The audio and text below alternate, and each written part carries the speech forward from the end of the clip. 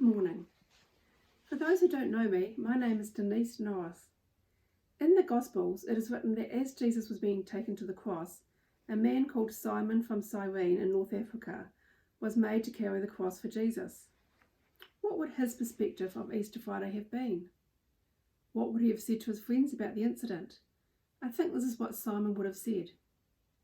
It was a day like no other in the city of Jerusalem. The Jews were riled up about a man named Jesus. I could hear them shout, "Crucify him!" The Roman soldiers, an entire battalion, mocked Jesus and flogged him. They pressed a crown of long thorns onto his head and beat him with a stick and spat on him. He was led away to be crucified and made to carry the cross he was going to be nailed to. It was so cruel. It was hard to watch him suffering.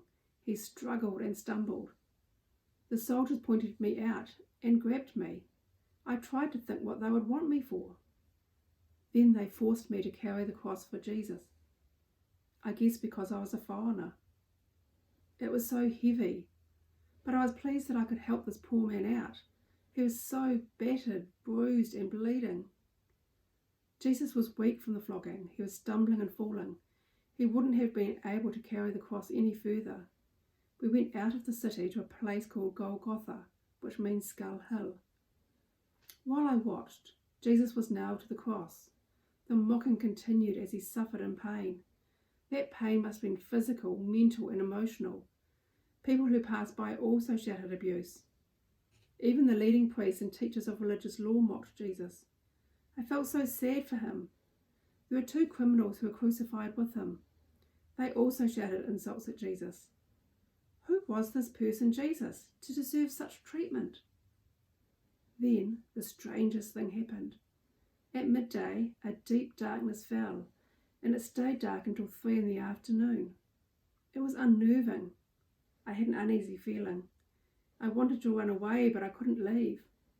Then Jesus cried out, my God, why have you forsaken me?" Soon after that, he gave up his spirit and died. At that moment, there was an earthquake. The ground shook. Now I was extremely scared.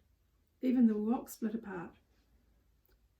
I couldn't help but think that the earth was protesting at the killing of Jesus and that God was showing his displeasure. Finally, I ran. I can't stop thinking about it. What am I to do?